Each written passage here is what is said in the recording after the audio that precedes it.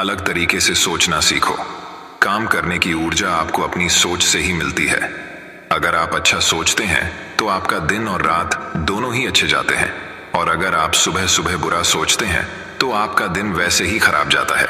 इसलिए हमेशा सुबह उठते ही सकारात्मक सोचो कि मैं सबसे बेहतर हूं, मैं सबसे होशियार हूं, मैं सबसे मेहनती हूं, मैं सबसे बढ़कर हर काम में हूं। ऐसे सकारात्मक विचार सुबह सुबह सोचिए सकारात्मकता के बारे में। हम आज के इस वीडियो में ऐसे ऐसे विचार जानेंगे जिससे आप पूरी तरह से बदल जाएंगे। तो चलिए उन विचारों को कहानियों के माध्यम से समझे। पहली कहानी, संगत का असर। एक बार एक बौद्ध भिक्षु भिक्षा लेने एक नगर में गया हुआ था, और सारे नगर के लोग उसकी सेवा करना चाहते थे, क्योंकि उस समय बौद्ध भिक्षुओं का बहुत सम्मान था। इसलिए जिसे भी पता चला दौड़ा दौड़ा उस भिक्षु के पास पहुंचा। उन्हीं में से एक वेश्या भी थी, जिसने उस भिक्षु के बारे में सुना तो उसे देखने चली गई, और जैसे ही उसने उस भिक्षु को देखा वह देखती ही रह गई। उसने उस भिक्षु के पैर पकड़ डडाच लिए और कहा कि मैं एक वेश्या हूं और कोई भला आदमी मेरे द्वार तक नहीं आता, इसीलिए मैं ये चाहती हूं कि आप मेरे अतिथि बनकर मेरे साथ चलें, ताकि कुछ दिन मैं भी आपकी सेवा कर लूं। असल में वो वेश्या उस भिक्षु पर आसक्त थी। उसने आगे कहा कि हे महात्मा, मैं भी कुछ धर्म कमाना चाहती हूं, और ये भी हो सकता है कि मेरे भी मन में कुछ ऐसा भाव आ जाए कि मेरा भी उद्धार हो जाए। सभी नगरवासी उस वेश्या की बात सुन रहे थे, और इससे पहले कि भिक्षु कुछ कह पाता वे बोल पड़े कि तुम क्या कह रही हो? एक बौद्ध भिक्षु तुम्हारे कोठे पर कैसे जा सकता है? इससे तो भिक्षु को पाप लगेगा। नगरवासियों की बात सुन वेश्या ने कहा कि मैं इन्हें अपने पाप को मिटाने के लिए ही अपने साथ चलने को कह रही हूं। उनकी बातें सुनकर भिक्षु ने कहा कि मैं अपने गुरु बुद्ध से इसकी अनुमति लूंगा। यदि वे कहेंगे तो मैं आपके साथ चलूंगा। ये सुन वेश्या ने कहा कि मैं इंतजार करूंगी। इतना सुनकर नगर के सेठ ने कहा कि हे महात्मा, ये पापी है, आप मेरे साथ चलिए, इसका कोठा आपके जाने लायक नहीं है। इतना सुनते ही वो वेश्या बोल पड़ी कि तब तो इस नगर वाले सारे अमीर पापी हैं, वे सभी मेरे पास आ चुके हैं, और सेठ जी आप भी तो मेरे पास आते हैं, तो तुम पाप से कैसे मुक्त हो? तुम भी पापी हो। यदि ये महात्मा मेरा उद्धार करना चाहते हैं तो तुम्हें कोई आपत्ति नहीं होनी चाहिए। नगर का सेठ चुप हो गया, और बौद्ध भिक्षु गुरु बुद्ध के पास अनुमति लेने लौट गया। गुरु के पास पहुंचकर उसने अपने साथ हुई घटना के बारे में अपने गुरु को जानकारी दी। गुरु के सभी चेले ये बातें सुन रहे थे और सोच रहे थे कि अब गुरु क्या कहेंगे। कुछ चेले सोच रहे थे कि अनुमति नहीं मिलनी चाहिए, और कुछ एक ऐसे चेले भी थे जो चाहते थे कि अनुमति मिले, ताकि वे भी कल को किसी ऐसे स्थान पर रहकर कुछ समय बिता सकें। गुरु ने सब कुछ सुन कर कहा कि जाओ और उस औरत का भला करो। आज्ञा पाकर भिक्षु लौट गया, और कुछ महीने बाद उसी औरत वेश्या के साथ लौट आया। उसे औरत के साथ आया देख सभी चेले आपस में कहने लगे कि देखा, संगत का असर। आखिरकार इस औरत ने अपना जादू चला ही डाला, और अच्छे भले भिक्षु को सांसारिक जीवन जीने वाला बनाकर अब शायद विवाह की अनुमति लेने आई है। लेकिन गुरु को पता था अपने चेले का, इसलिए गुरु उन्हें आता देख मुस्कुरा रहे थे। भिक्षु ने अपने गुरु के पैर पकड़े और कहा कि हे गुरु जी, मैंने इस औरत का उद्धार कर दिया है। अब ये एकदम शुद्ध आत्मा बन चुकी है, अतः इसे भी अपना शिष्य स्वीकार करें।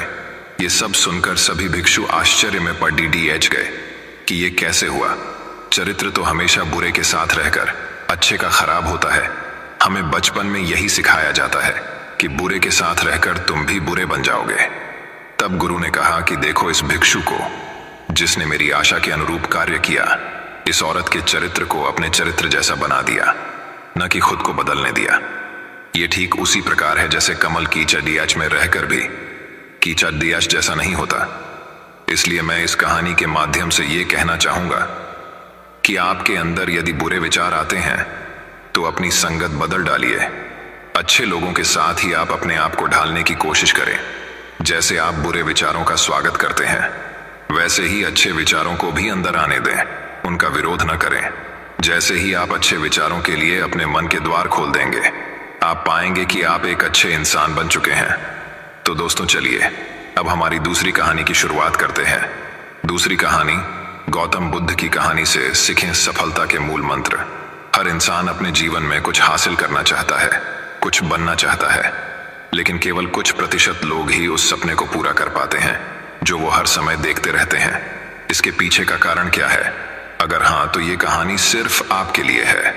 दोस्तों, ये कहानी गौतम बुद्ध के जीवन से ली गई है, और अगर आप इस कहानी को अंत तक पढ़ेंगे तो आपको समझ आ जाएगा कि सफलता का मूल मंत्र क्या है और सफलता के लिए क्या जरूरी है।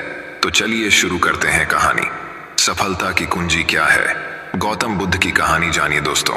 एक बार गौतम बुद्ध अपने कुछ भिक्षुओं के साथ एक गांव से होकर गुजर रहे थे, और उस गांव में पानी की बिल्कुल भी व्यवस्था नहीं थी, जिसके कारण लोगों को पानी लाने के लिए अपने गांव से दूर जाना पड़ता था। उस गांव के पास एक बहुत बड़ा मैदान था, जिसमें कई छोटे छोटे गड्ढे खोदे गए थे। जिज्ञासावश बुद्ध के भिक्षुओं में से एक ने गौतम बुद्ध से पूछा कि इस भूमि पर बनी गुफाओं का क्या उपयोग है। अपने भिक्षु का प्रश्न सुनकर बुद्ध मुस्कुराते हुए कहते हैं, मेरे प्रिय भिक्षु, इस गांव में पानी की बहुत बड़ी समस्या है, और यही कारण है कि इस गांव के लोगों ने पानी की तलाश में ये छोटे छोटे गड्ढे खोदे हैं। जवाब सुनते ही बौद्ध भिक्षु वहां दौड़ पड़ता है और उन तालाबों में पानी ढूंढने लगता है, परंतु उस बौद्ध भिक्षु को उन गड्ढों में पानी की एक बूंद भी नहीं मिली। इसके बाद वह गौतम बुद्ध के पास वापस आता है और बुद्ध से पूछता है, क्या इन तालाबों में पानी है? उसके बाद गौतम बुद्ध मुस्कुराते हुए अपने भिक्षु से कहते हैं कि प्रिय भिक्षु, क्या तुम्हें वहां लोगों की भीड़ जाती हुई दिख रही है? इस पर बौद्ध भिक्षु कहता है कि हाँ, मुझे बुद्ध में नजर आ रहा है। इसके बाद बुद्ध कहते हैं कि वे सभी इस गांव से दूर एक नदी पर जाकर वहां से पानी ले रहे हैं। इसके बाद बुद्ध के भिक्षु बुद्ध से पूछते हैं, क्या इस गांव के आसपास की जमीन में बिल्कुल भी पानी नहीं है? इस पर बुद्ध कहते हैं कि पानी तो है, लेकिन इस गांव में कोई नहीं है जो उस पानी तक पहुंच सके। इसके बाद बौद्ध भिक्षु कहता है कि बुद्ध, मुझे कुछ समझ में नहीं आ रहा। इसके बाद गौतम बुद्ध पूछते हैं कि क्या तुम्हें इस जमीन पर खुदे हुए गड्ढे दिखते हैं? इस जमीन पर खुदे हुए ये सभी गंदे पानी की तलाश में हैं, परंतु एक भी कुएं से पानी नहीं निकला। आप जानते हैं क्यों? क्योंकि मेहनत तो हुई, लेकिन सही दिशा में नहीं। यदि ये सभी ग्रामीण अलग अलग 100 गड्ढे खोदने की बजाय 100 गड्ढों के बराबर एक ही गड्ढा खोदते, तो इन सभी ग्रामीणों को पानी अवश्य मिल जाता। दोस्तों, इंसान का दिमाग भी ऐसा ही होता है, वह एक साथ 100 दिशाओं में दौड़ता है। यदि कोई व्यक्ति अपने मन को एक दिशा में केंद्रित कर दे तो वह अपने लक्ष्य तक अवश्य पहुंच जाएगा, लेकिन ये बात बहुत ही कम लोग समझ पाते हैं। दोस्तों, आपकी असफलता का कारण है आपका दिमाग, और आपका दिमाग 100 अलग अलग दिशाओं में भागना, और आप उसे किसी एक दिशा में केंद्रित नहीं कर पाना। जब तक आपका मन पूर्ण एकाग्रता के साथ किसी एक दिशा में न चले, तब तक आप अपने लक्ष्य तक नहीं पहुंच सकते, और तब तक आप चाहे कितनी भी कोशिश कर लें, सफल नहीं हो सकते। अतः यदि कोई व्यक्ति अपने लक्ष्य को प्राप्त करना चाहता है, इसलिए उसे अपने दिमाग को एक ही दिशा में केंद्रित करना चाहिए, क्योंकि कठिन परिश्रम करना व्यर्थ है यदि यह सही दिशा में नहीं किया गया। दोस्तों, सफलता की कुंजी क्या है? कहानी से हमें यह सीख मिली कि खड्डी मेहनत बेकार है अगर वह सही दिशा में न की जाए। आपने हमसे सुना है कि सफलता की कुंजी क्या है। अगर कहानी आपके लिए उपयोगी साबित हुई हो तो कृपया इसे अपने दोस्तों के साथ शेयर करें। अतः यदि कोई व्यक्ति अपने लक्ष्य को प्राप्त करना चाहता है, इसलिए उसे अपने दिमाग को एक ही दिशा में केंद्रित करना चाहिए, क्योंकि कठिन परिश्रम करना व्यर्थ है यदि इसे सही दिशा में नहीं किया गया तो दोस्तों, चलिए अब हमारी तीसरी कहानी की शुरुआत करते हैं। तीसरी कहानी, नकारात्मकता नाश। एक बार महात्मा बुद्ध एक गांव में पहुंचे। उस गांव में ज्यादातर लोग शराबी और जुआरी थे। महात्मा बुद्ध ने वहां उनको उपदेश देना शुरू किया। वो कहने लगे, बुराई का उत्तर बुराई से नहीं दिया जाता, बुराई से बुराई समाप्त नहीं होती और अधिक बढ़ जाती है। पापी के साथ पापी मत बनो, क्योंकि कीचड़ को कीचड़ से साफ नहीं करते। बुराई को केवल अच्छाई ही मिटा सकती है।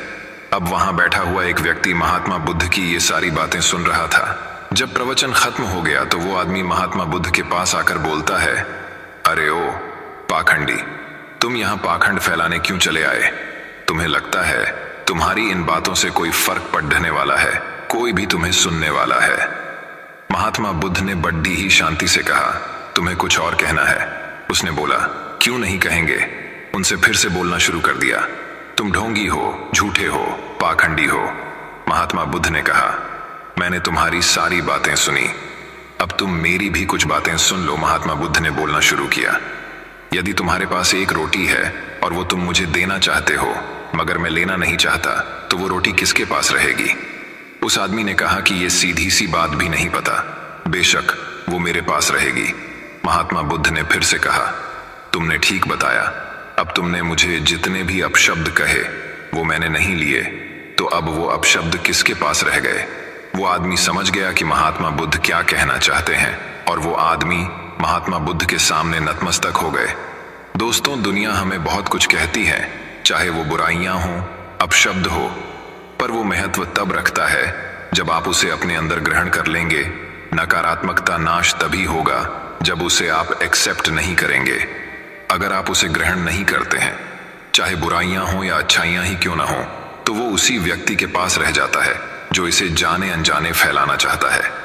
आपने उस बुराई को अपने पास आने ही नहीं दिया, तो नकारात्मकता अपने आप ही खत्म हो गई ना। अगली बार जब भी कोई आपसे अपशब्द कहे तो महात्मा बुद्ध की इस कहानी को जरूर याद करें। तो दोस्तों, चलिए अब हमारी चौथी कहानी की शुरुआत करते हैं। चौथी कहानी, बेहतर जिंदगी। ये कहानी है एक राजा और एक भिखारी की, जो कहानी हम सभी के जीवन से रिलेटेड है। तो चलिए शुरू करते हैं। एक बार एक राजा के घर में एक बहुत बड़ी खुशियां आती है। वो बहुत खुश थे, तो उन्होंने फैसला किया कि आज प्रजा के बीच जाऊंगा, उनसे बातें करूंगा, उन्हें कुछ तोहफे दूंगा, सबसे मिलूंगा, अपनी खुशी अपनी प्रजा के साथ बांटूंगा। तो वो सभी के बीच जाते हैं। उनके साथ कई सिपाही भी जा रहे हैं। उन्होंने कुछ सोने के सिक्के अपने साथ लिए जा रहे थे। वो प्रजा से मिलते हैं, उनसे बातें करते हैं, उनके प्रश्नों का उत्तर देते हैं और उन सभी को एक एक सोने के सिक्के भी दे रहे थे। तभी राजा की नजर दूर बैठे एक भिखारी पर पड़ती है। वो बहुत उदास है, चुपचाप एक कोने में बैठा है। राजा ने सिपाहियों से कहा कि उसे मेरे पास लेकर आओ। सिपाही जाते हैं, भिखारी को राजा के पास लेकर आते हैं। राजा ने उसे एक सोने का सिक्का दिया। वो बहुत खुश हो गया। खुश होकर वो अपने स्थान पर वापस जाता है। अब स्थान ऐसा है कि उसके बगल में ही एक नाला है। उस खौशी में, उस गड़बड़ी में, उससे वो सिक्का नाले में गिर गया। अब वो फिर से दुखी हो गया। वो उस सिक्के को नाले में खोजने की कोशिश कर रहा है, उसे नाले से बाहर निकालने की कोशिश कर रहा है, पर कुछ हो नहीं पा रहा। ये करते करते ही राजा की नजर फिर से उस पर गई। राजा समझ गए। उन्होंने सिपाही से कहा, उसे फिर से बुलाओ। तो सिपाही जाता है और उनको फिर से बुलाता है। राजा ने उन्हें एक और सिक्का दिया। राजा ने उनसे कहा, उसे छोड़ो, तुम ये सिक्का रखो। भिखारी खुश हो गया। अब भिखारी वापस अपने जगह पर जाता है, लेकिन वो अपने पहले सिक्के को अभी भी ढूंढ रहा है, बड़ी कोशिशें कर रहा है। राजा की नजर फिर से उस पर गई। राजा ने उसे फिर से बुलाया।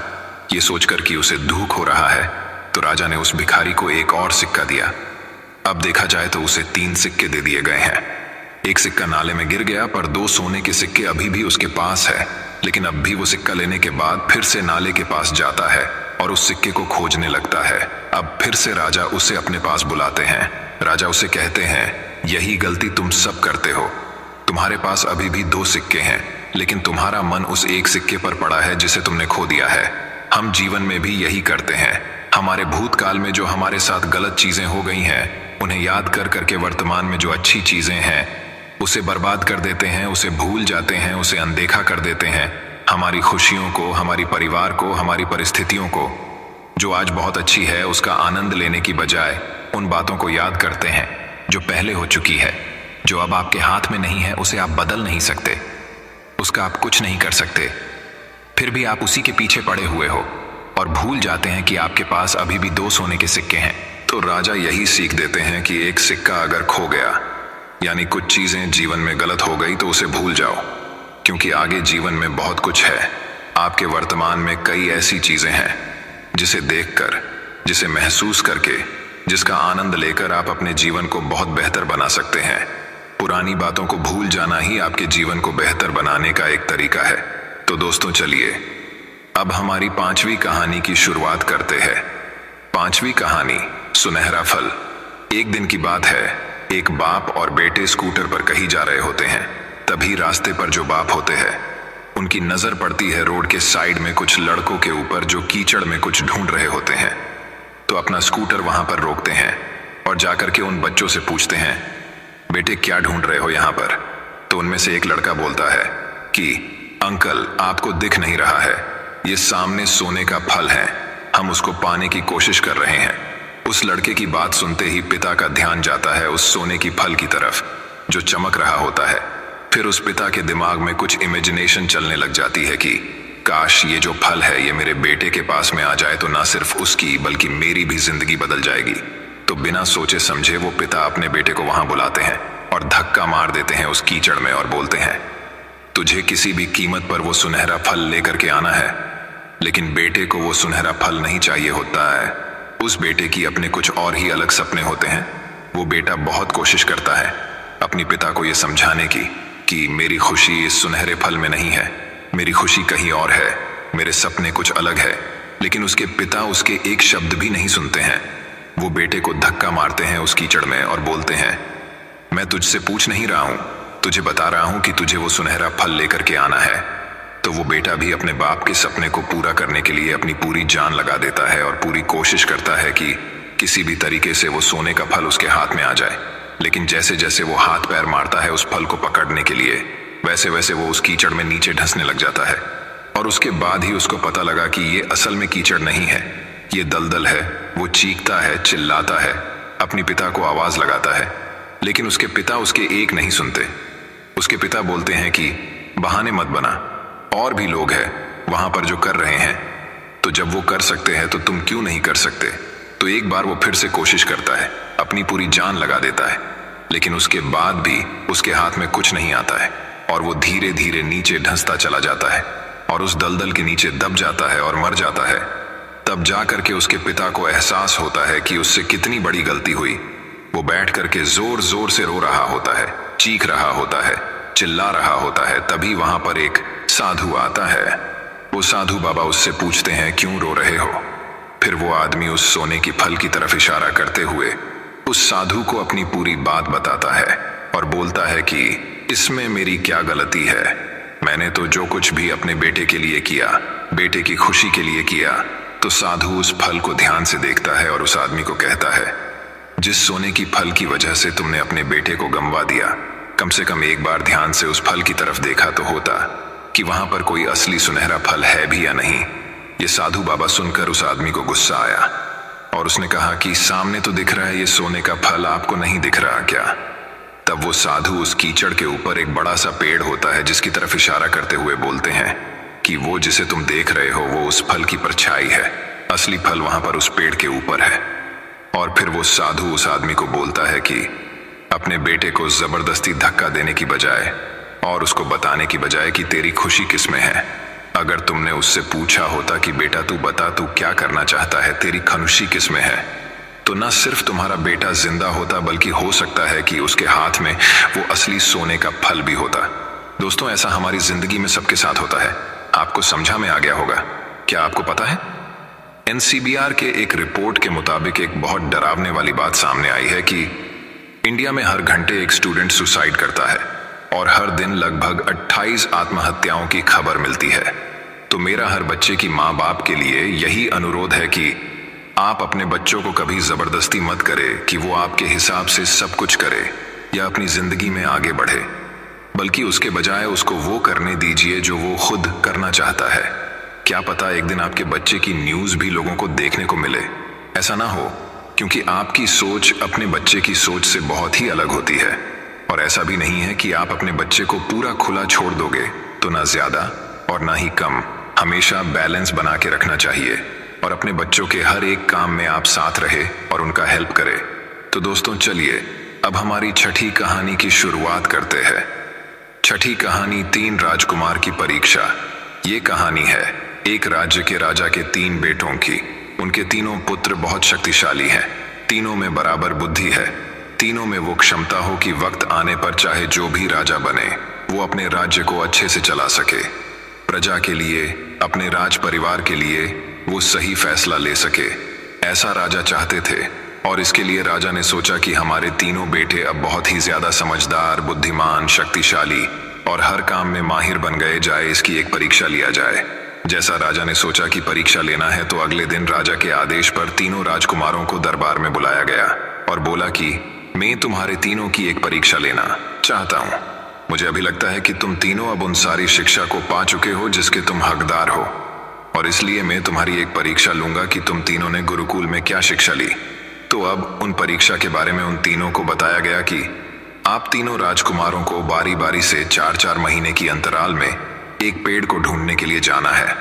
लेकिन एक बात याद रखो कि वो पेड़ हमारे राज्य में नहीं है, इसलिए आपको दूसरे अलग अलग राज्य में जाना होगा और उस पेड़ को ढूंढकर कि हमें बताना है कि वो कैसा दिखता है, और उस पेड़ का नाम है नाशपाती।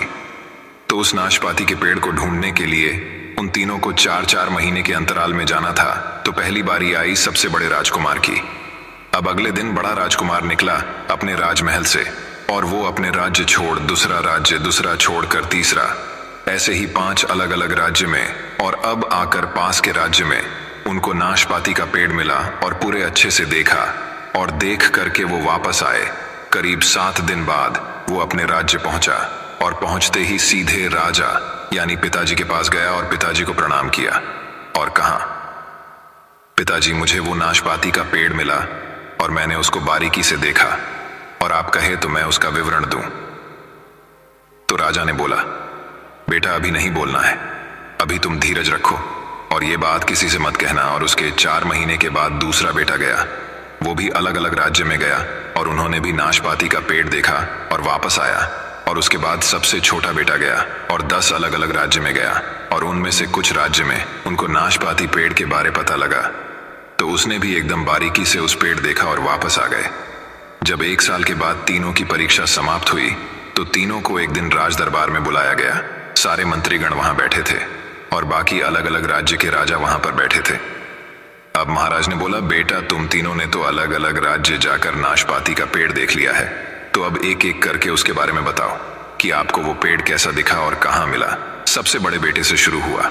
बड़े राजकुमार ने कहा, पिताजी हमारे पास के राज्य में मुझे पेड़ मिला और लोगों ने कहा कि यही नाशपाती का पेड़ है, लेकिन जाकर के देखा कि वो तो सूखा सा था, टेढ़ा मेढ़ा सा था, मतलब किसी काम का नहीं था। मेरा सवाल आपसे ये कि आपने उस पेड़ को ढूंढने क्यों भेजा? तो राजा ने कहा, सबका जवाब दूंगा, पहले बाकी भाइयों को तो नाशपाती पेड़ के बारे में बताने दो। तो दूसरे बेटे ने कहना शुरू किया, भैया क्या बात कह रहे हो?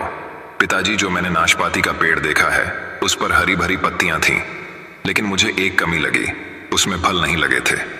और जैसे ही दूसरा वाला ये बातें बोल रहा था, तीसरा वाला जो सबसे छोटा राजकुमार था उसने कहा, पिताजी ये भैया क्या बात कर रहा है? मैंने किसानों से कंफर्म किया है, आसपास के लोगों ने बताया कि ये नाशपाती का पेड़ है और उसमें बहुत सारे फल लगे थे। वो नाशपाती का पेड़ नाशपाती से भरा हुआ था। जैसे ही तीनों अपनी अपनी बातें बोले, तीनों की बातें एक दूसरे से कंट्रोडिक्ट कर रही थीं। तीनों एक दूसरे से झगड़ने लगे। दरबार में जितने भी मंत्री थे, अलग अलग राज्य के राजा थे, वो सभी देख रहे थे कि ये महाराज क्या करवा रहे हैं, अपनी बेटों में लड़ाई करवा दी। तभी राजा अपने सिंहासन से खड़े हुए और बोले, आप तीनों राजकुमारों को झगड़ने की जरूरत नहीं है। आप तीनों राजकुमारों ने बिल्कुल सही पेड़ को देखा है और तीनों ही सही है, लेकिन क्योंकि आप तीनों 4-4 महीने के अंतराल में गए, इसलिए आप तीनों ने एक ही पेड़ को अलग अलग अवतार में देखा है। आप तीनों को आपस में लड़ने की जरूरत नहीं। तीनों राजकुमार चुप हो गए। राजा ने कहा, मैं आप तीनों राजकुमारों को 3 बातें सिखाना चाहता था, इसलिए इस नाशपाती के पेड़ ढूंढने के लिए तुम तीनों आसपास के राज्य में भेजा था। तो राजकुमारों ने पूछा, पिताजी आप क्या समझाना चाहते हैं? तो उन्होंने कहा, आप तीनों ने इस नाशपाती के पेड़ को अलग अलग टाइम पर देखा और इससे 3 बातें सीखने को मिलती है। पहली बात, किसी भी चीज पर फैसला तब तक ना लें जब तक आप उसे आखिरी तक उसे जान ना लें, चाहे वो आपके दोस्त हो, चाहे वो फैमिली मेंबर हो, या कोई सिचुएशन हो या कोई चीज हो। जब तक आपको उसके बारे में पूरी जानकारी ना हो तब तक अपना डिसीजन ना लें। दूसरी बात, जिंदगी में कभी भी किसी को जज मत करो, हो सकता है कि वो वक्त उसके लिए खराब चल रहा हो।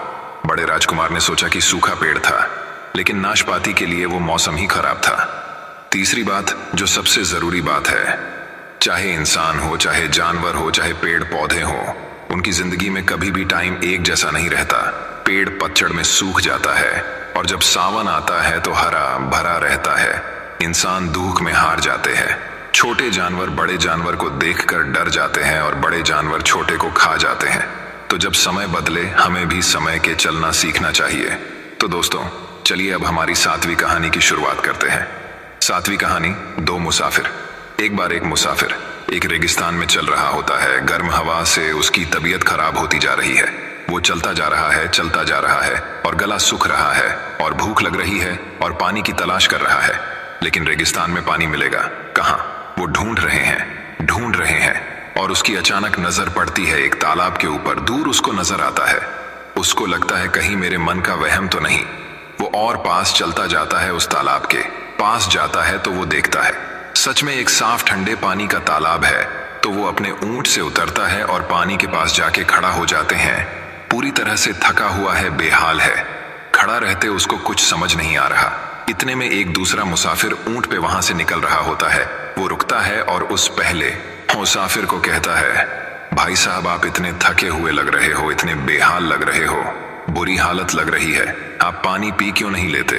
वो पहला मुसाफिर उसको जवाब देता है, भाई साहब मुझे इतनी प्यास लगी है कि मैं ये सारा पानी पी जाऊं, लेकिन मुझे समझ नहीं आ रहा मैं इतना सारा पानी कैसे पीऊं। वो दूसरा मुसाफिर ऊंट से नीचे उतरता है, थोड़ा सा पानी हाथ में पकड़ता है और कहता है, पहले आप हाथ से पकड़ के सिर्फ इतना पानी पीजिए, आपकी प्यास बुझ जाएगी और जब तक ना बुझे तो ऐसे ही धीरे धीरे करके पीते जाइए। क्या आपको पता है कि वो पहला मुसाफिर कौन है? वो पहला मुसाफिर हम सब है। हम जब लक्ष्य बनाते हैं तो बहुत बड़ा लक्ष्य बना लेते हैं। जोश में आके मोटिवेटेड रह के हमें लगता है कि हम तो इस साल ये करेंगे, वो करेंगे, अगले 3 महीने में इसको हासिल कर लेंगे। लेकिन कुछ दिनों के बाद ही हमारा वो जोश खत्म हो जाता है और वो बड़ा गोल वैसे का वैसा ही रह जाता है। अभी आपका जितना भी बड़ा गोल है उसको महीनों या हफ्ते या दिन में डिवाइड करो, तभी आपको रोज के एक्शन मिलेंगे। रोज के एक्शन लेते जाओगे तो बड़े से बड़ा गोल को हासिल कर पाओगे। तो दोस्तों चलिए अब हमारी 8वीं कहानी की शुरुआत करते हैं। 8वीं कहानी। दोस्तों बात बहुत समय पहले की है। एक राज्य में सुरेंद्र सिंह नाम का राजा राज करता था। राजा बहुत ईमानदार था, लेकिन उसके मंत्री और उसके राज्य की प्रजा बेईमान थी। उसके राज्य में राजधर्म नहीं था।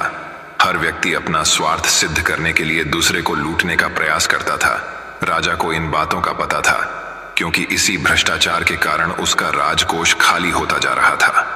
राजा किसी पर विश्वास नहीं कर पा रहा था, क्योंकि सभी बेईमान थे। उसी राज्य में एक ब्राह्मण रहता था। वह दिन रात पूजा पाठ में लगा रहता था। वह ब्राह्मण बहुत ईमानदार था। इसी कारण राज्य के लोग उसे अपना दुश्मन मानते थे।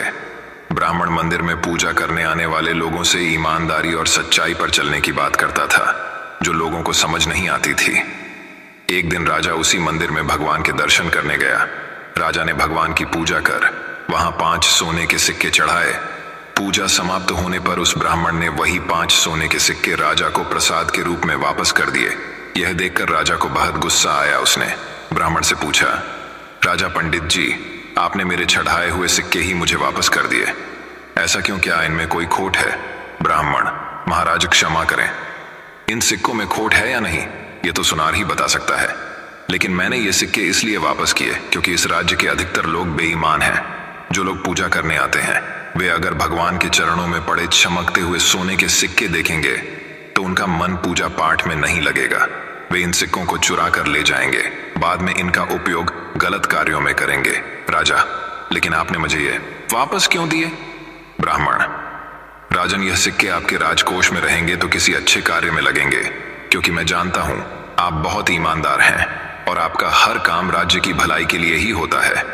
राजा को ब्राह्मण की बात बहुत पसंद आई। राजा बोला, हे ब्राह्मण देवता, मैं चाहता हूं आप मेरे महल में पधारें। मुझे आपसे कुछ जरूरी सलाह करनी है। ब्राह्मण बोला, ठीक है महाराज, मैं कल आपके सामने उपस्थित हो आऊंगा। अगले दिन ब्राह्मण राजा से मिलने पहुंच जाते हैं। राजा बोला, आइए ब्राह्मण देवता, मैं आप ही का इंतजार कर रहा था। ब्राह्मण बोला, महाराज मेरे लिए क्या आज्ञा है? राजा बोले, मेरे मंत्रियों से लेकर प्रजा तक सब बेईमान हैं। मुझे अपने राज्य को बचाने के लिए क्या करना चाहिए? ब्राह्मण बोला, आपको उन्हें दंड देना चाहिए। राजा बोला, लेकिन कैसे? मुझे उनके बारे में कुछ भी पता नहीं लग पाता, लेकिन मेरा राजकोष खाली होता जा रहा है। ब्राह्मण राजा से कहता है, महाराज, यदि एक व्यक्ति को दंड दिया जाए तो 100 सुधर जाएंगे। मैं आपको एक उपाय बताता हूं। आपका जो मुकुट है यह सोने का है और इसमें कई हीरे भी जड़े हुए हैं। आप अपने मंत्री से कहिए कि आप एक नया सुंदर मुकुट बनवाना चाहते हैं जिसमें इतने ही हीरे जड़े हों, लेकिन मुकुट शुद्ध सोने का होना चाहिए। राजा ब्राह्मण से बोला, लेकिन उससे क्या होगा? ब्राह्मण कहता है, जब मुकुट बनकर आ जाए तब आप मुझे बुलवा लेना, बाकी आप मुझ पर छोड़ दीजिए। राजा तुरंत अपने मंत्री को बुलाकर मुकुट बनवाने के लिए कहता है। मंत्री तुरंत सोने के सबसे बड़े व्यापारी को बुलाता है। मंत्री बोला, सुनो, व्यापारी महाराज के मुकुट के बराबर वजन का सोना तुम सुनार को पहुंचा दो। तुम्हें उसका पूरा मूल्य मिलेगा, लेकिन उसमें 10% तांबा मिला देना। उसमें से जो बचत हो उसका आधा मुझे चाहिए। उसके बाद मंत्री हीरे के व्यापारी को बुलाता है। मंत्री बोला, महाराज के मुकुट के लिए जो हीरे चाहिए उसमें से 2 हीरे कम देना, उनकी जगह कांच के टुकड़े लगा देना। 1 हीरे का दाम मुझे चाहिए। सोने का व्यापारी सोचता है, जब मिलावट ही करनी है तो 10% क्या 20 कर देता हूं। 5% मंत्री को भी तो देना है। वही 20% तांबा मिलाकर सोना सुनार को भिजवा देता है। इसी तरह हीरे का व्यापारी भी 2 की जगह 4 हीरे कम देकर कांच के भेज देता है। सुनार जब देखता है कि इसमें तांबा मिला है और 4 हीरे नकली हैं, तो उसके मन में भी लालच आ जाता है। वह उसमें और मिलावट कर देता है और 2 हीरे और निकाल कर नकली कांच के हीरे लगा देता है। उसके बाद वह उस सोने और हीरों को अपने कारीगर को बनाने के लिए देता है। कारीगर देखता है, इसमें तो केवल 40% सोना है, बाकी तो तांबा है। वह उस सोने को अपने पास रख लेता है और सोने की जगह तांबे का मुकुट बनाकर उस पर सोने का पानी चढ़ा देता है। साथ ही सारे हीरे निकालकर कांच के नकली हीरे लगा देता है। तय समय पर महाराज के सामने मुकुट पहुंच जाता है। मुकुट बहुत सुंदर बना था। राजा बहुत खुश होता है। वह तुरंत ब्राह्मण को बुलवाता है। ब्राह्मण अपने साथ दूसरे राज्य का एक सुनार लेकर पहुंच जाते हैं। राजा कहता है, पंडित जी, मेरा मुकुट तैयार है, अब क्या करना है? ब्राह्मण बोला, राजा, इस मुकुट बनाने की प्रक्रिया में जिसने भाग लिया उन्हें बुलवाइए। राजा के आदेश पर सभी आ जाते हैं। उसके बाद ब्राह्मण अपने साथ लाए सुनार को मुकुट देते हैं। मुकुट को कसौटी पर परखने के बाद सुनार बोला, महाराज, यह तो पूरा मुकुट तांबे का है। इस पर सोने का पानी चढ़ाकर ये कांच के टुकड़े लगा दिए गए हैं। राजा को बहुत गुस्सा आता है। वे मंत्री से पूछते हैं। मंत्री सोने के व्यापारी का नाम लेता है। सोने का व्यापारी सुनार का और सुनार अपने कारीगर का नाम लेता है। राजा इस कारीगर को राज्य के बीच फांसी पर लटका दिया जाए, ऐसा हुक्म देता है। कारीगर बोला, महाराज, मुझे क्षमा कर दीजिए। राजा कहता है, नहीं, तुम बेईमान हो, तुम्हें फांसी देनी ही पड़ेगी। कारीगर बोला, ठीक है महाराज, लेकिन मुझे 40% फांसी दीजिए, क्योंकि मुझे सोना 40% मिला था। अगर मैं उससे मुकुट बनाता तो वो तांबे का नजर आता। इस तरह कारीगर सुनार की, सुनार सोने के व्यापारी की, सोने का व्यापारी हीरे के व्यापारी की, और दोनों मिलकर मंत्री की पोल खेल देते हैं। अब राजा कहता है, इन सबको कल सुबह राज्य के बीच में फांसी दे दी जाए। अगले दिन पूरे राज्य में हड़कंप मच जाता है। बीच राज्य में राजा के सामने सभी को फांसी पर लटका दिया जाता है। राजा बोलता है, आज के बाद अगर किसी ने भी बेईमानी की तो उसका भी यही हाल किया जाएगा। राजा ब्राह्मण से कहता है, ब्राह्मण देवता, मैं आपको मंत्री पद देना चाहता हूँ। आज से राज्य के सारे फैसले मैं आपके परामर्श से लूंगा। उसके बाद ब्राह्मण की सूझबूझ से पूरा राज्य ईमानदारी से अपना कार्य करने लगा। कुछ ही दिनों में राजकोष भरने लग जाता है। दोस्तों, ये कहानी हमें ये शिक्षा प्रदान करती है कि जो हमारा पालन पोषण करता है उसी से हम बेईमानी नहीं करनी चाहिए, क्योंकि जो व्यक्ति हमारी भलाई का सोचे, ऐसे व्यक्ति की भलाई सोचना हमारा कर्तव्य है। तो दोस्तों, चलिए अब हमारी 9वीं कहानी की शुरुआत करते हैं। 9वीं कहानी दोस्तों वही। अब एक और कहानी कुछ इस प्रकार शुरू होती है। बात बहुत समय पहले की है। राजा कुमेर सिंह के राज्य में अकाल पड़ गया था। राज्य में किसी को परेशानी न हो, इसलिए राजा ने अपने खजाने खाली कर दिए और अन्य राज्यों से अनाज, सब्जियां मंगाकर जनता को बचाया। लेकिन इसके कारण राजकोष खाली हो गया। राजा कुमेर सिंह और उनकी रानी भानुमति बहुत चिंतित थे। वे दोनों अपने कुलगुरु के पास गए, जो पास ही के जंगल में कुटिया बनाकर रहते थे। राजा ने अपनी सारी परेशानी उनके सामने रखी।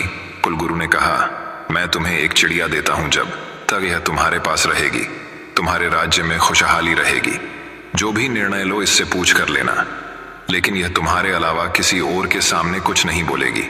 राजा और रानी दोनों चिड़िया को लेकर चल देते हैं। तभी गुरुजी ने कहा, राजन, इस चिड़िया को हमेशा खुश रखना, नहीं तो तुम भी खुश नहीं रह पाओगे। राजा रानी चिड़िया को राजमहल में ले आते हैं। इसके बाद राज्य से संबंधित जो भी निर्णय लेने होते, राजा अकेले में चिड़िया से पूछता और चिड़िया जो बताती उसके अनुसार निर्णय लेता था। देखते ही देखते राज्य बहुत खुशहाल हो गया। यह देखकर राजा रानी बेहद खुश हुए, लेकिन राजा को एक डर सताने लगा कि कल इस चिड़िया को कोई ले गया तो क्या होगा। यह सोचकर राजा चिड़िया को कहीं बाहर नहीं जाने देता था, उसे पिंजरे में कैद रखता था। रानी के महल में चिड़िया रहती, जहां किसी को जाने नहीं दिया जाता था। एक दिन रानी ने राजा को बताया, महाराज चिड़िया बहुत उदास है, कल से उसने दाना भी नहीं चुगा है। राजा ने उससे जाकर कारण पूछा, लेकिन चिड़िया कुछ नहीं बोली। अब राजा उससे राज्य के संबंधित कोई भी प्रश्न करता, चिड़िया चुप रहती थी। राजा चिड़िया को लेकर अपने कुलगुरु के आश्रम पहुंच गया।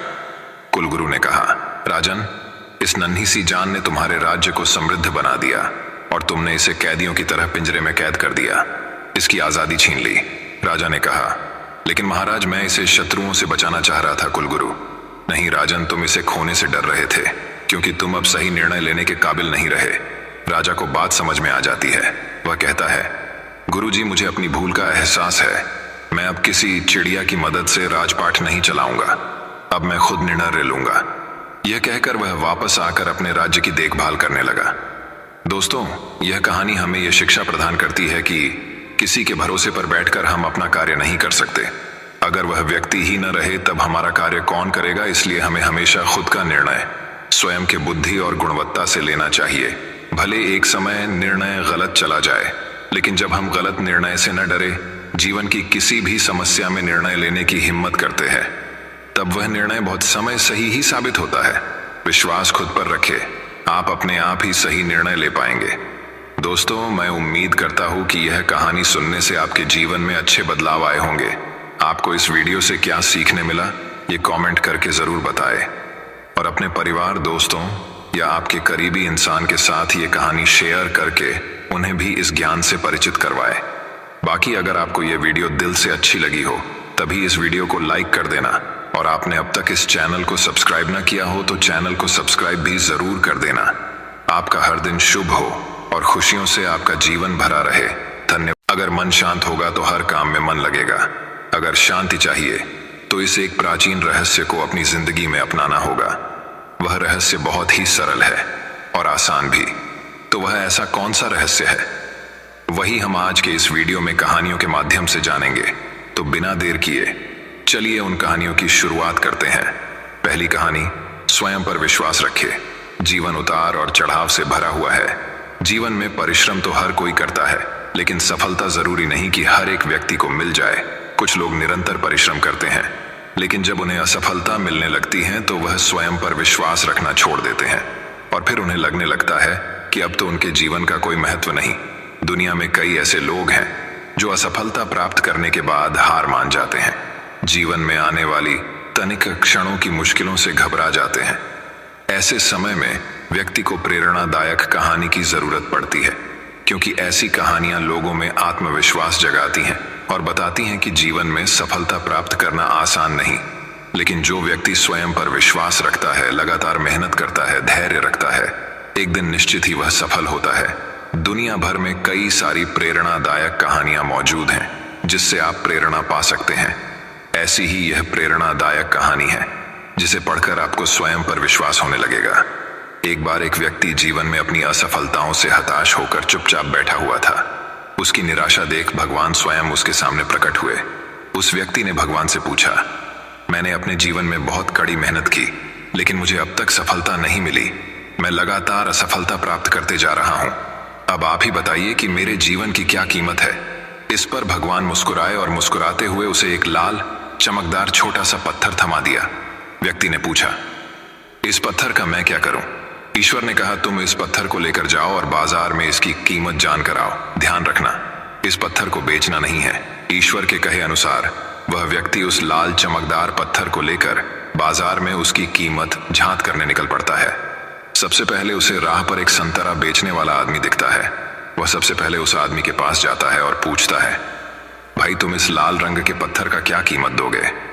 संतरे वाला पत्थर की सुंदर रंगों को देख कहता है, तुम इस पत्थर के बदले में मुझसे 5 से 6 संतरे ले जा सकते हो। व्यक्ति ने कहा कि मुझे तो इस पत्थर को बेचना नहीं है। ये कहकर वह आगे बढ़ जाता है। आगे राह में उसे एक सब्जी वाला दिखता है। उस सब्जी वाले से पूछता है कि भाई तुम इस लाल रंग के पत्थर को कितने में खरीदोगे? सब्जी वाला भी उस पत्थर की खूबसूरती से आकर्षित होकर कहता है कि तुम्हें इस पत्थर के बदले में मैं एक बोरा आलू दे सकता हूं। बताओ, बेचोगे इस पत्थर को? व्यक्ति कहता है, नहीं, मुझे इस पत्थर को नहीं बेचना है। अब वह व्यक्ति सीधे एक सोनार की दुकान पर चला जाता है। सोनार की दुकान में बहुत बेशकीमती खूबसूरत गहने पड़े हुए थे। वह व्यक्ति अब उस सोनार को पत्थर दिखाते हुए पूछता है कि इस पत्थर की कीमत क्या लगाओगे? सोनार बहुत ध्यान से उस पत्थर को देखता है। अंत में वह कहता है कि इस पत्थर के बदले में मैं तुम्हें 1 करोड़ रुपए दे सकता हूं। लेकिन वह व्यक्ति बोलता है कि मुझे इस पत्थर को नहीं बेचना। सोनार को लगता है कि शायद दाम कम बता रहा हूं, इसीलिए वह पत्थर बेचने से मना कर रहा है। इसीलिए सोनार पत्थर की कीमत बढ़ाकर 2 करोड़ डहाच कर देता है। लेकिन वह व्यक्ति तब भी यही कहता है कि मैं इस पत्थर को तो बेच ही नहीं सकता। सोनार के दुकान से निकलकर वह व्यक्ति अब हीरे की दुकान में घुसता है, जहां पर बहुत बेशकीमती रत्न पड़े हुए थे। व्यक्ति हीरे के दुकानदार को पत्थर दिखाते हुए इसकी कीमत पूछता है। हीरे का व्यापारी लगभग 10 मिनट तक पत्थर को बहुत ही बारीकता से जांच करता है और अंत में वह एक मलमल के कपड़े पर उस पत्थर को रखकर उसके सामने अपना सिर टेक लेता है। व्यक्ति पूछता है कि इसकी कीमत कितनी है? तब हीरे का व्यापारी कहता है, अरे भाई, तुम्हें यह कहां से मिला? यह तो दुनिया का एक अनमोल रत्न है, जिसे तो दुनिया की पूरी दौलत लगा दो तब भी खरीदा नहीं जा सकता। यह सुन वह व्यक्ति बहुत अचंभित हो जाता है और वह सीधे ईश्वर के पास आता है और सारी घटना भगवान को बताता है। उसके बाद पूछता है कि ईश्वर, अब तो बताइए कि मेरे जीवन की कीमत क्या है? तब ईश्वर कहते हैं कि संतरे वाले, सब्जी वाले, सोनार वाले और हीरे वाले सभी ने तो तुम्हें तुम्हारे जीवन की कीमत बता दी है। व्यक्ति कहता है, मैं समझा नहीं। तब ईश्वर उसे विस्तार पूर्वक समझाते हुए कहते हैं कि तुम किसी के लिए पत्थर के टुकड़े के समान हो तो किसी के लिए अनमोल रत्न। जिस तरह सबने अपनी अलग अलग जानकारी के हिसाब से इस पत्थर की कीमत बताई, लेकिन उस हीरे के व्यापारी ने इस पत्थर की असली पहचान कर ली। ठीक उसी तरह इस दुनिया में तुम कई लोगों के लिए एक मामूली इंसान हो। भले ही तुम में कितना भी हुनर क्यों ना हो, लेकिन वक्त के साथ यह हुनर जरूर निखर कर आता है। तुम्हें बस परिश्रम और धैर्य की जरूरत है। तो दोस्तों, इस कहानी से हमें यही सीख मिलती है कि हर मनुष्य को खुद पर विश्वास रखना चाहिए। यदि व्यक्ति को खुद पर विश्वास नहीं तो उसके जीवन की कीमत कुछ भी नहीं, क्योंकि जिसे खुद पर विश्वास होता है और जो परिश्रम करता है, वह तो एक दिन हीरे के व्यापारी की तरह उसकी कीमत लोगों को समझ आने लगती है। तो दोस्तों, अब चलिए हमारे दूसरे कहानी की शुरुआत करते हैं। दूसरी कहानी, इंतजार का फल।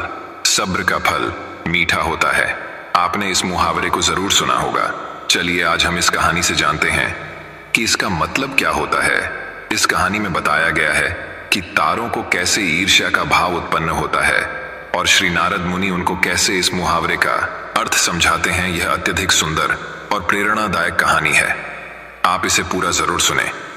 जब सूरज अस्त हो रहा होता है तब हल्की हल्की संध्या उत्पन्न होती है और चारों तरफ शांत वातावरण जैसा एक अंधेरा सा छा जाता है। सभी जीव जंतु, पशु पक्षी अपने निवास स्थान को जाने लगते हैं और हल्की हल्की हवा चलने लगती है। हम जब आसमान की ओर देखते हैं तो सूर्य अस्त होता रहता है। तभी आसमान में तारे टिमटिमाने लगते हैं। कुछ तारे अत्यधिक चमकीले होते हैं, परंतु कुछ कम चमकीले होते हैं। अधिक चमकीले वाले तारों पर हमारी नजर जल्दी पहुंचती है, परंतु कम चमकीले वाले तारों पर हमारी नजर बहुत कम ही जाती है। इसलिए हम उन पर ध्यान नहीं दे पाते और उनकी सुंदरता फीकी पड़ जाती है।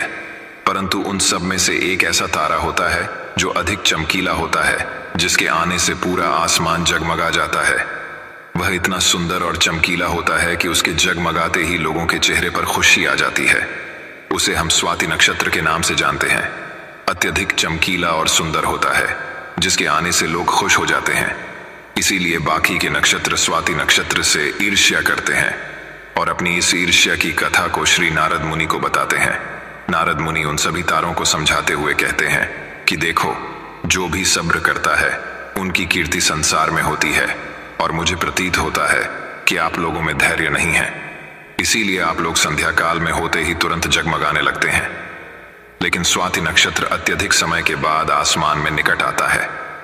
तभी उसकी प्रतिस्पर्धा इतनी अधिक होती है, तभी सभी लोग के चेहरे पर मुस्कान आती। इसीलिए कहा जाता है कि हमें सब्र करना चाहिए, क्योंकि उसका फल मीठा होता है। यदि तुम देर में आसमान में टिमटिमाते होते तो तुम्हारा भी महत्व होगा, और तुम्हें भी लोग अलग नाम से जानेंगे। नारद मुनि द्वारा समझाई गई बात सभी तारों के समझ में आ गई। सब्र का फल मीठा होता है, ये बात हम सब जानते हैं और इसे हम लोगों ने महसूस भी किया है। मैं हमेशा अपने कार्य को पूरा करने के बाद उसके परिणाम के इंतजार में उतावला हो जाता हूँ, या फिर अपने आने वाले कार्य को पूरा करने के लिए उतावला हो जाता हूँ, जिससे मेरा आने वाला कार्य बिगड़ जाता है। परंतु मुझे ऐसा नहीं करना चाहिए। मुझे सब्र करना चाहिए उस परिणाम का या उस आने वाले कार्य का, जिससे मैं उस कार्य को अच्छे से समाप्त करूं और उसका परिणाम भी अच्छा हो। हम जानते हैं जल्दी में लगाया हुआ निशाना हमेशा अपने गोल से बाहर जाता है। हमें धैर्य पूर्वक उस निशाने को भेजना चाहिए, तभी हमें जीवन में सफलता मिलेगी। हमें किसी भी कार्य को धैर्य पूर्वक करना चाहिए, तभी सफलता के दरवाजे खुलते हैं। धैर्य ही ऐसा शस्त्र है जो विकट परिस्थितियों में मनुष्य के मस्तिष्क का संतुलन बनाए रख सकता है और उसको आगे आने वाली चुनौतियों से निपटने के लिए नए मार्ग को बतला सकता है। बड़े बड़े महात्मा और महापुरुषों के द्वारा भी बताया गया है कि हमें भी किसी कार्य में सफलता पानी है तो उसे चिंता मुक्त होकर करना चाहिए और सब्र रखना चाहिए। परिणाम की सफलता अवश्य मिलेगी। तो दोस्तों, अब चलिए हमारे तीसरी कहानी की शुरुआत करते हैं। तीसरी कहानी टाइम मोटिवेशनल स्टोरी। हमारी जिंदगी छोटे छोटे समय के भागों में बटी हुई है। हमारी जिंदगी में कई दिन, कई घंटे, कई मिनट और कई सेकंड होते हैं, परंतु कुछ लोग इसी समय में उस मुकाम को हासिल कर जाते हैं जिसकी उन्हें चाह होती है। वे समय का सदुपयोग करते हैं और अपने जीवन में सफल हो जाते हैं। एक गांव में एक गरीब आदमी रहता था। उसके घर में उसकी पत्नी और उसकी एक बेटी और एक छोटा बेटा था। उसकी पत्नी दूसरों के घर में काम करके अपने परिवार का खर्च चलाती थी। उसका पति, जिसका नाम रामू था, रामू दिन भर नशे में डूबा रहता था और दूसरों के साथ अपना समय बर्बाद किया करता था। कहीं इधर ताश के पत्ते खेलता दिखता था तो कहीं उधर लोगों के दरवाजे में बैठकर गपशप मारा करता था। अपने परिवार का ख्याल उसे बिल्कुल नहीं था। उसके माता पिता ने उसकी शादी कराकर गलती कर दी थी। बेचारी उसकी पत्नी दिन रात काम कर कर अपने बच्चों का पेट पालती थी। यदि उसकी पत्नी एक भी दिन काम पर न जाए तो उसके बच्चे भूखे रह जाते थे। इसीलिए उसकी पत्नी प्रत्येक दिन दूसरों के वहां काम करती थी। लेकिन रामू को इन सब बातों से कोई फर्क नहीं पड़ता था। उसे बस अपना समय बर्बाद करके हंसी मजाक और पत्ते खेलने में बहुत मजा आता था। शाम को शराब पीकर घर आकर जोर जोर से अपनी पत्नी को चिल्लाता था। कई बार उसने अपनी पत्नी को मारा भी, लेकिन अब उसकी पत्नी करें भी तो क्या, वह तो अपने बच्चों को छोड़कर नहीं जा सकती थी। रामू को जो कोई भी समझाता था कि रामू कुछ कार्य करा करो, पैसे कमाया करो, अपने परिवार का खर्च तो उठाओ, तुम्हारे 2 बच्चे हैं, तुम्हारी पत्नी है, उनकी देखभाल करो, ऐसे अपना समय क्यों बर्बाद करते हो। रामू उसके ऊपर बिगड़ जाता था और कहता, तुम्हें इससे लेना देना क्या, मैं कुछ भी करूं, यह मेरा जीवन है, मैं तुम्हारे घर में खाता हूं क्या। इसके कारण कोई भी गांव का सदस्य इससे इस विषय में बात ही नहीं करता था। वह सुबह खाकर निकल जाता था और रात में शराब पीकर आता और अपनी बीवी के ऊपर गुस्सा करता था। ऐसा ही कुछ दिनों तक चलता रहा। कुछ दिनों बाद संसार में एक ऐसी बीमारी ने जन्म लिया जो मानव जाति के लिए अत्यधिक खतरनाक थी। चारों तरफ उस बीमारी का कहर था। आप सब जानते होंगे मैं कोरोना वायरस की बात कर रहा हूं। जब सरकार द्वारा लॉकडाउन लगा दिया गया था तब चारों तरफ लोगों का एक दूसरे के वहां आना जाना बंद हो गया था। सारे कार्य, सारी फैक्ट्रियां, सारी गाड़ियां इत्यादि बंद हो गए थे। अब रामू का परिवार भूखा मरने लगा था क्योंकि उसकी पत्नी जो रोज कमाने जाती थी वह अब किसी के घर इसी कारण नहीं जा पाती थी कि कहीं इस बीमारी की वजह मैं न हो जाऊं। लोग उसे अब काम पर बुलाना बंद कर दिए थे। उसके परिवार में अनाज का एक दाना भी नहीं पता था, ना उसके घर में कुछ पैसे थे। अब वह क्या करता। उसका छोटा बेटा भी बीमार हो गया था। उसके बच्चे की तबीयत ज्यादा खराब हो गई थी। तब रामू को समझ आया कि अपने परिवार को ध्यान देना चाहिए। उसने बच्चे को अस्पताल ले जाने का सोचा, परंतु उसके पास पैसे नहीं थे। वह गांव वालों से पैसे मांगने गया।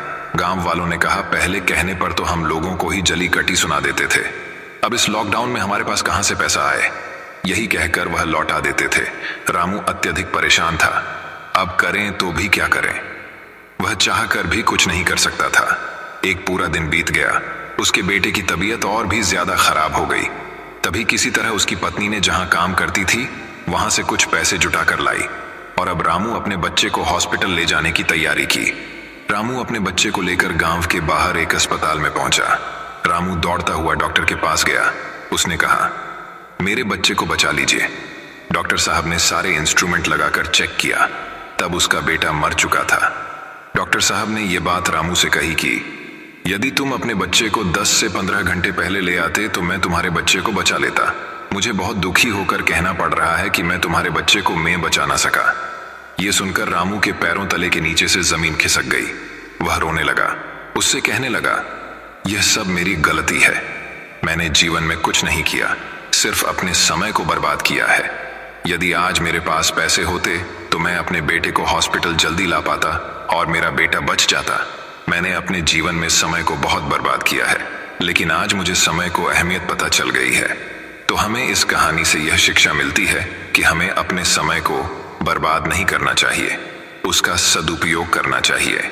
तभी हमें अपने जीवन में सफलता मिल सकती है। इस कहानी में अगर रामू पहले से काम करता होता तो उसके पास पैसे होते और अपने बेटे का इलाज करा पाता, जिससे उसका बेटा आज जिंदा होता। मित्रों, हमें हमेशा अपने समय का सदुपयोग करना चाहिए।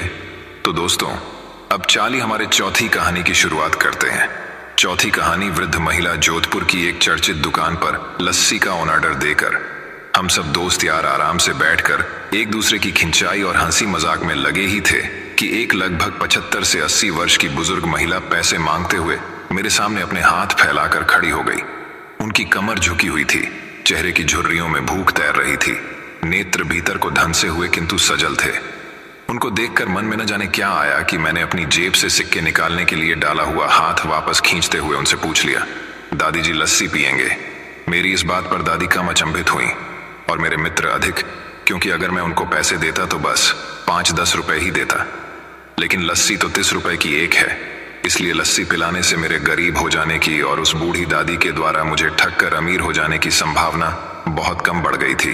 दादी ने सकुचाते हुए हामी भरी और अपने पास जो मांग कर जमा किए हुए 66 रुपए थे वो अपने कांपते हाथों से मेरी ओर बढ़ाए।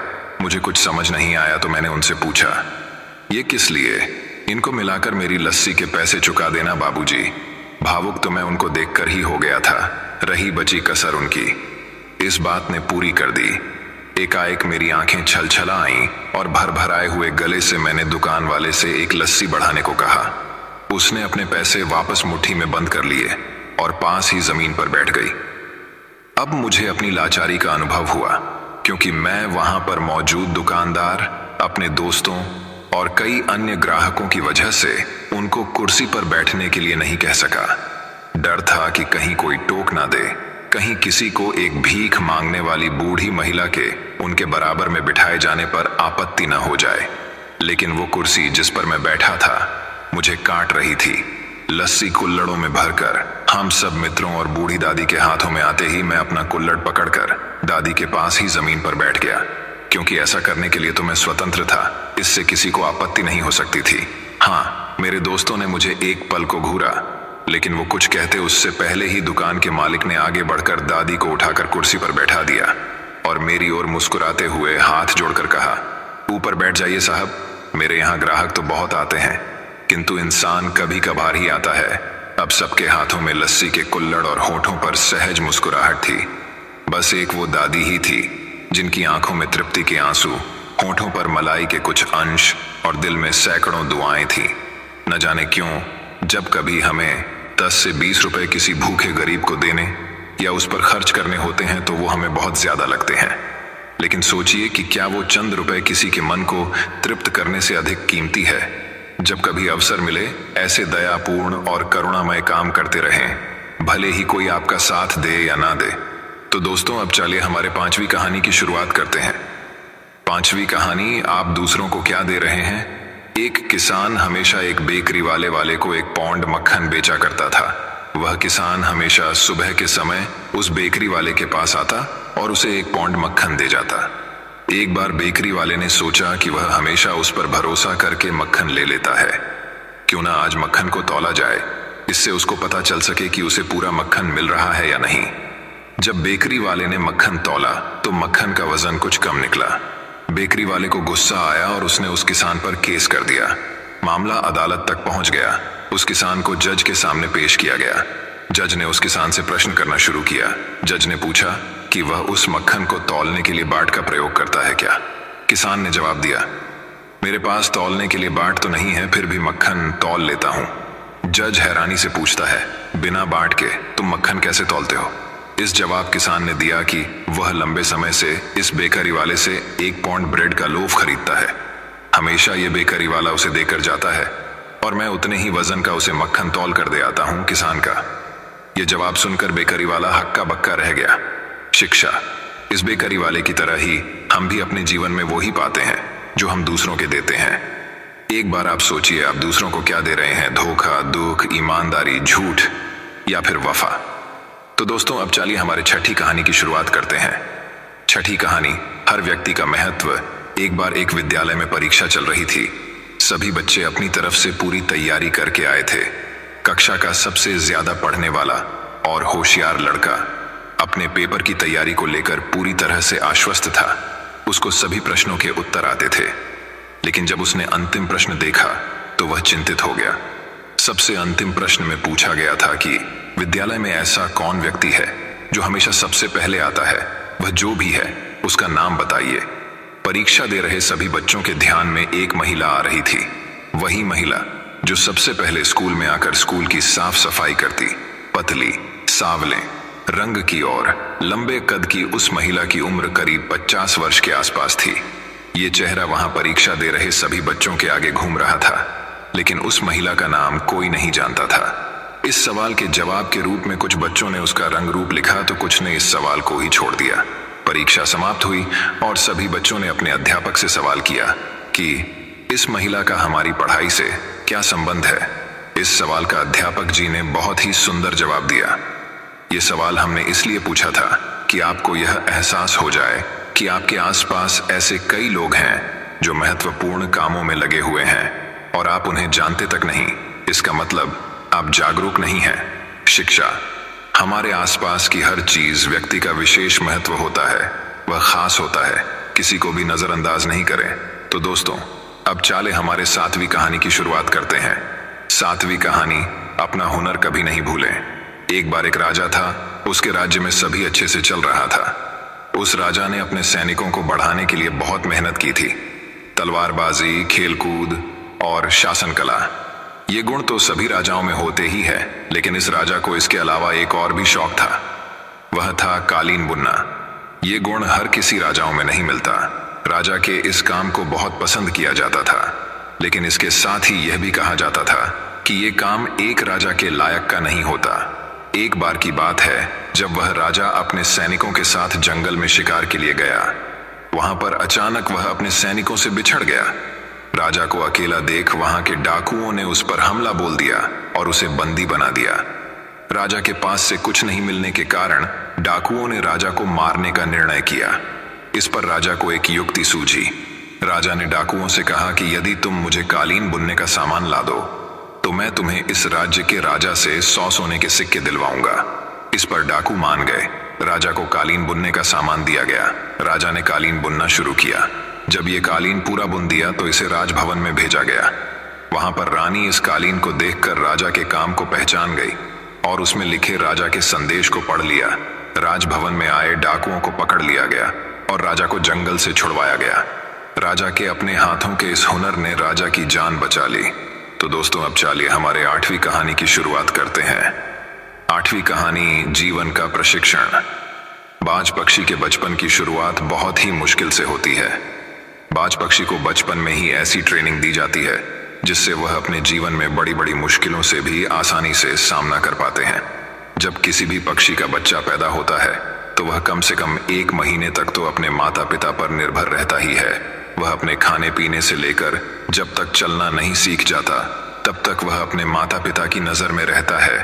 लेकिन बाज पक्षियों में ऐसा नहीं होता है। बाज पक्षी सबसे उल्टा चलते हैं। जब एक बाज मादा अपने बच्चे को जन्म देती है तो उस समय से ही उसके बच्चे की ट्रेनिंग शुरू हो जाती है कि उसे अपने जीवन में कैसे संघर्ष करना है। पैदा होने के कुछ ही दिन बाद बाज के बच्चे का प्रशिक्षण शुरू हो जाता है। उसके प्रशिक्षण के पहले पड़ाव में मादा बाज अपने बच्चे को चलना सिखाती है। जब बच्चा भूखा होता है तो उसकी माँ खाना लाती है, जैसा कि सभी पक्षी करते हैं। लेकिन बाज सीधा अपने बच्चे को खाना नहीं देते। मादा बाज खाना लाकर अपने घोंसले से कुछ दूरी पर खड़ी रह जाती है और तब तक उसे खाना नहीं देती जब तक वह खुद चलकर उसके पास नहीं आ जाता। जब बाज के बच्चे को तेज भूख लगती है तो वह खाने के लिए अपनी माँ के पास जाता है। धीरे धीरे संघर्ष करके मुश्किल से चलकर अपनी माँ के पास पहुंचता है। उस समय उसे कई सारी मुश्किलों का भी सामना करना पड़ता है। उसे कई चोटें भी लगती है, लेकिन उसकी माँ उसे खाना तक नहीं देती जब तक वह खुद उसके पास चलकर नहीं आ जाता। उसकी माँ कठोर दिल रखकर सिर्फ उसके पास आने का इंतजार करती है, उसे कोई मदद नहीं करती है। जब वह चलना सीख जाता है तो दूसरा पड़ाव आता है। यह पड़ाव उसके लिए बहुत ही मुश्किल होता है। इसमें मादा बाज अपने बच्चे को अपने पंजों में पकड़कर उसे खुले आसमान में ले उड़ती है। अपने बच्चे को पंजों में दबाकर वह लगभग 12 से 14 किलोमीटर ऊपर तक ले जाती है और वहां से उसे छोड़ देती है। तब वह बच्चा नीचे गिरने लगता है और वह उसे देखती है। जब उसका बच्चा 1 या 15 किलोमीटर, तो बच्चे को डर लगने लगता है कि वह अब मर जाएगा और अपने पंख फड़फड़ाने लगता है। उड़ने की पूरी कोशिश करता है, फिर भी वह उड़ नहीं पाता। तो मादा बाज उसे झट से आकाश में ही पंजों में पकड़ लेती है और उसे जमीन पर गिरा देती है। ऐसा उसकी माँ तब तक करती है जब तक वह पूरी तरह से उड़ना नहीं सीख जाता। इस प्रकार से एक बाज के बचपन की शुरुआत होती है और उसे इस कठिन प्रशिक्षण को करना पड़ता है। इस कठिन प्रशिक्षण से वह अपने जीवन में बहुत कुछ सीखता है। इसके कारण ही वह अपने से दुगुना वजनी का भी आसानी से शिकार कर सकता है और उसे आसमान में ले उड़ता है। इस प्रशिक्षण से वह मजबूत और शक्तिशाली हो जाता है। हमें बाज के इस प्रशिक्षण से जीवन में बड़ी सीख मिलती है। हर व्यक्ति, जानवर या पक्षी अपने बच्चों से बहुत प्यार करता है। इसका मतलब ये नहीं कि वह उसे अपने पर ही निर्भर रहने दें।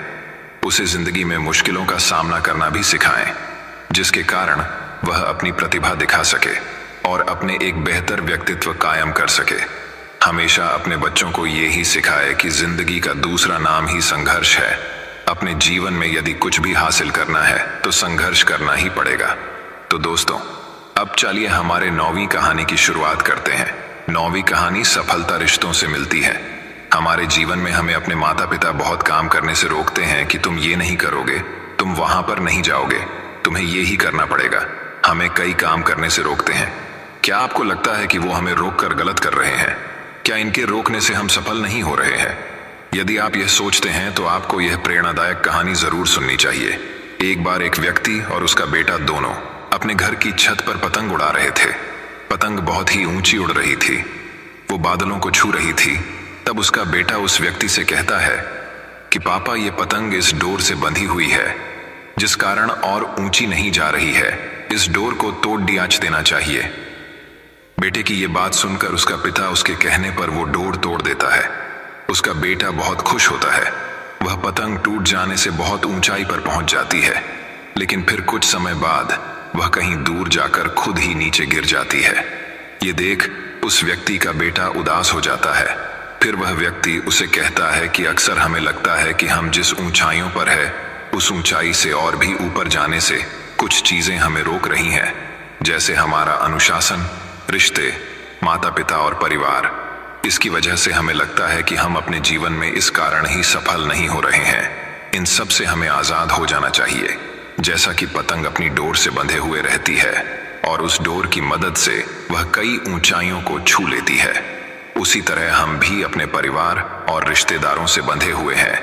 यदि हम इस धागे से जुड़े हुए रहेंगे तो कई ऊंचाइयों को छू लेंगे, लेकिन यदि हम इस धागे को तोड़ देंगे तो ठीक इसी पतंग की तरह कुछ समय तक ही सफलता से उड़ पाएंगे, अंत में नीचे गिरकर ही रहेंगे। ये पतंग जब तक नई ऊंचाइयों को हासिल करेगी तब तक वह अपनी डोर से बंधी हुई है, लेकिन जब पतंग अपनी डोर से मुक्त हो जाती है तो वह कुछ समय में ही नीचे गिर जाती है। उसी प्रकार हमें भी अपने जीवन में रिश्तों की डोर से बंधे हुए रहना चाहिए, जिससे हम अपने जीवन में नई ऊंचाइयां हमेशा हासिल करते रहे। तो दोस्तों, अब चलिए हमारे 10वीं कहानी की शुरुआत करते हैं। 10वीं कहानी दोस्तों बात बहुत समय पहले की है। विशाल नगर राज्य का राजा शिकार करने का बहुत ही शौकीन था। एक दिन वह राजा अपने सरदार और कुछ सैनिकों के साथ शिकार के लिए जंगल की ओर निकला। वह काफी दूर तक शिकार की खोज में चले गए। ज्यादा दूर तक चलने से सभी को प्यास लगने लगी। सभी ने जंगल में पानी खोजना शुरू किया। फिर एक सैनिक को रास्ते पर एक कुआं दिखाई दिया। सैनिक ने राजा को यह बताया कि वहां पर एक कुआं है जहां से हम अपनी प्यास को शांत कर सकते हैं। राजा ने उस सैनिक को आदेश दिया कि वहां से उसके लिए पानी लाएं। सैनिक राजा के आदेश की पालना करते हुए उस कुएं के पास गया। वहां पर सैनिक ने देखा कि एक नेत्रहीन वृद्ध व्यक्ति रास्ते से जाने वाले लोगों की जल सेवा कर रहा है। सैनिक उस नेत्रहीन वृद्ध व्यक्ति के पास गया और बोला, "ऐ पनिहारे, एक लोटा पानी दे, हमें कहीं आगे जाना है।" यह सुनकर उस वृद्ध व्यक्ति ने जवाब दिया, "यहां से चला जा मूर्ख, मैं ऐसे लोगों को पानी नहीं पिलाता।" यह सुनकर सैनिक तुरंत वहां से चला गया। ये बात सैनिक ने राजा के सरदार को जाकर बताई। फिर सरदार उस नेत्रहीन वृद्ध व्यक्ति के पास गया और कहा, "ऐ बूढ़े, हमें प्यास लगी है, एक लोटा पानी दे।" ये सुनकर उसने नेत्रहीन वृद्ध व्यक्ति ने फिर पानी पिलाने से मना कर दिया। राजा की प्यास बढ़ती ही जा रही थी। राजा ने अपने सरदार से पानी के बारे में पूछा तो सरदार ने राजा से कहा कि उस कुएं पर एक नेत्रहीन व्यक्ति है जो पानी पीने से मना कर रहा है। ये सुनकर राजा अपने सैनिक और सरदार के साथ उस नेत्रहीन वृद्ध व्यक्ति के पास जाता है और उस वृद्ध व्यक्ति से कहता है, "बाबा जी, हमें बहुत प्यास लगी है, गला सूखा जा रहा है। यदि आप थोड़ा पानी पिला देंगे तो आपकी बहुत बड़ी कृपा होगी।" ये सुनकर उस नेत्रहीन व्यक्ति ने राजा से कहा, "आप बैठिए, मैं आपको अभी जल पिलाता हूं।" फिर उस वृद्ध व्यक्ति ने सम्मानपूर्वक राजा को बैठाया और पानी पिलाया। पानी पीने के बाद राजा ने उस वृद्ध व्यक्ति से पूछा कि आपको कैसे पता चला कि यह सैनिक वह सरदार है और राजा मैं हूं? तो इसका जवाब उस वृद्ध व्यक्ति ने बहुत ही अच्छे शब्दों में दिया। वृद्ध व्यक्ति ने कहा, "इंसान की पहचान करने के लिए आंखों की जरूरत नहीं होती, उसकी वाणी ही उसकी असली पहचान होती है।" ये सुनकर वहां पर मौजूद सरदार व उस सैनिक को शर्म महसूस हुई। दोस्तों, ये कहानी हमें ये शिक्षा प्रदान करती है कि यदि हमारे पास अच्छी वाणी और बोलने का तरीका होगा तो हम अपने जीवन में वो सब हासिल कर सकते हैं जो हम चाहते हैं। दोस्तों, मैं उम्मीद करता हूं कि यह कहानी सुनने से आपके जीवन में अच्छे बदलाव आए होंगे। आपको इस वीडियो से क्या सीखने मिला, ये कमेंट करके जरूर बताइए और अपने परिवार, दोस्तों या आपके करीबी इंसान के साथ ये कहानी शेयर करके उन्हें भी इस ज्ञान से परिचित करवाए। बाकी अगर आपको यह वीडियो दिल से अच्छी लगी हो तभी इस वीडियो को लाइक कर देना और आपने अब तक इस चैनल को सब्सक्राइब न किया हो तो चैनल को सब्सक्राइब भी जरूर कर देना। आपका हर दिन शुभ हो और खुशियों से आपका जीवन भरा रहे। धन्यवाद। नमो बुद्धाय।